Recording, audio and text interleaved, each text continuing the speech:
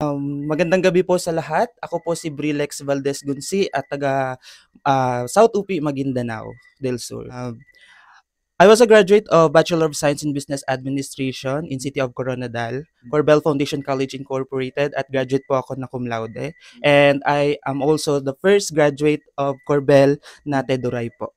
Ang masasabi ko lang po sa mga kabataan is ipakita po nila yung mga boses nila because napaka-importante po yung boses ng mga kabataan dahil sa mahabang panahon po yung mga kabataan is hindi po nabibigyan ng equal rights. Sa panahon po natin ngayon, since bago may mayor po tayo, may mayora po tayo na handang sumuporta sa mga kabataan, it is our time to shine. And of course, dito po natin ipakita yung mga skills natin, yung talento po natin at yung talino po natin bilang kabataan. Ang mga mensahe ko po sa mga kabataan, especially to my fellow IPs, fellow indigenous people, napakahalaga po ng edukasyon. Sapagkat sa mahabang panahon po, tayo pong mga Teduray dito sa bundok ay napag-iiwanan po ng panahon. Pero ngayon po, we have equal rights sa education.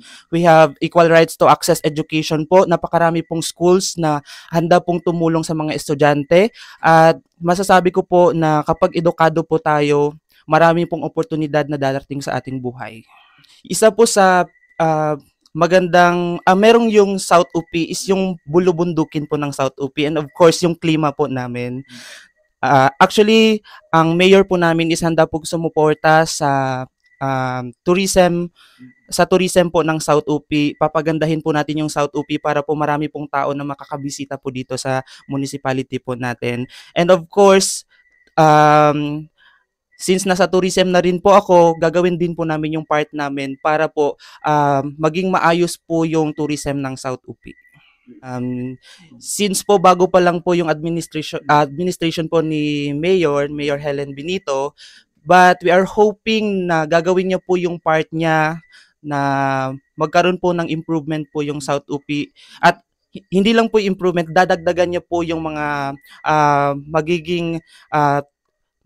dadagdagan niya po yung mga buildings and of course mga facilities po na makakatulong po sa mga tao. And of course, si Mayor po kasi is gusto niya makapagbigay ng mga tulong sa mga tao na mapangkabuhayan para po ma-uplift po yung buhay nila at mabago po yung buhay nila.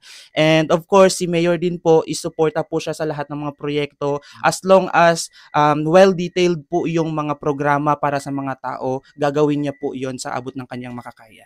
From the very beginning, I would gusto kong pasalamatan si Mama Abigel and si Papa Alex because from the very beginning, sila po yung sumuporta talaga sa akin and of course to my education.